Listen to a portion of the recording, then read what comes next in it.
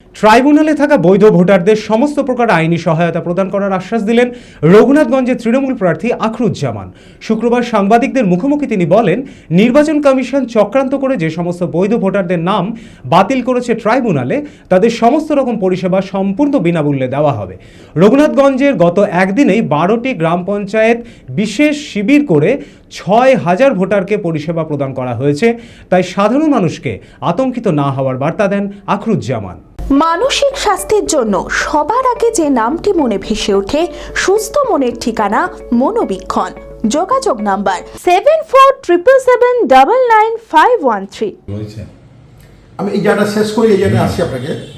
তো নির্বাচন কমিশনের এই যে চক্রান্ত মমতাজি ব্যর্থ করে দিয়েছে, সুপ্রিম কোর্টকে কান মুড়ে দিয়েছে, নির্বাচন কমিশনকে তোমার প্রতি ভরসা নাই, জুডিশিয়ালদের দায়িত্বে যে অ্যাডজাস্ট হচ্ছে।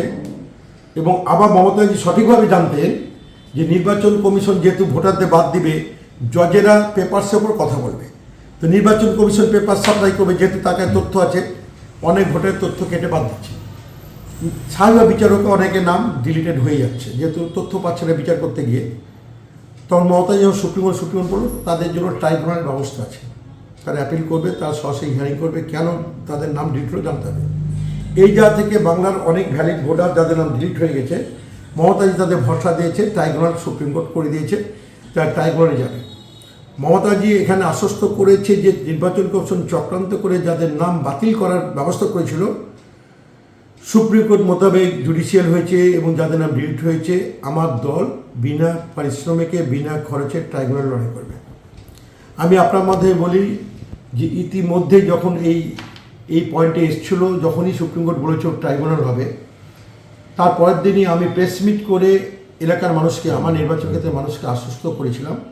যেহেতু আমি কলকাতা হাইকোর্টে, আমি নিজে একজন আইনজীবী, আমি আশ্বস্ত করেছিলাম যে রঘুনাথগঞ্জ বিধানসভায় যাদের ভ্যালিড ভোটার তালিকাতে বাদ যাবে, ট্রাইব্যুনালে তাদের সব রকমই পরিষেবা সহায়তা আমি অ্যাডভোকেট হিসেবে করব, বিনা পারিশ্রমিকে বিনা খরচে তার সব ব্যবস্থা করব। এবং নেত্রী বলেছে যে তৃণমূল কংগ্রেস পাশে থাকবে, নেত্রীর নির্দেশকে মান্যতা দিয়ে। গত পরশুদিন আমি আমার বিধানসভায় প্রায় 14 জনে একঝাঁক অভিজ্ঞ অ্যাডভোকেটকে নিয়ে আমি আবার প্রেস মিট করেছি এবং তাদেরকে 12টা অঞ্চলের দায়িত্ব দিয়েছি। এবং 12টা অঞ্চলে আমি অনলাইনে শিবির করে যারা অ্যাপিলেট অথরিটি, অ্যাপিল করতে হবে, ট্রাইব্যুনালে যাবে, কীভাবে যাবে, আইনি সহায়তা এবং অ্যাপিল করার জন্য যাবতীয় যা কিছু ব্যবস্থা আমি করেছি। আমার রঘুনাথগঞ্জ বিধানসভায় 12টি গ্রাম পঞ্চায়েতে অনলাইনে আমরা অ্যাপ্লিকেশনের মাধ্যমে যাদের নাম বাদ গেছে তাদের ট্রাইব্যুনালে অ্যাপিল করা সব রকমই সহায়তা চালু হয়ে গেছে অলরেডি। মানুষ আতঙ্কে আছে, তার কথা পূর্বপুরুষ থেকে ভোট দিয়েছে, কার পাসপোর্ট আছে, ভিসা আছে, বিভিন্ন ক্ষেত্রে কেউ আমার কেন্দ্রীয় সরকারি আধিকারিক, কেউ রাজ্য সরকারি আধিকারিক, কেউ শিক্ষক।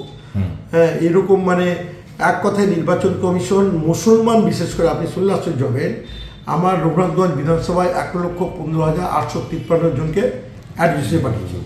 মানে সবই মুসলমান, মানে 99% মুসলিম ভোটার, একটা সম্প্রদায়কে টার্গেট নিয়ে বাঁধার চেষ্টা করেছে।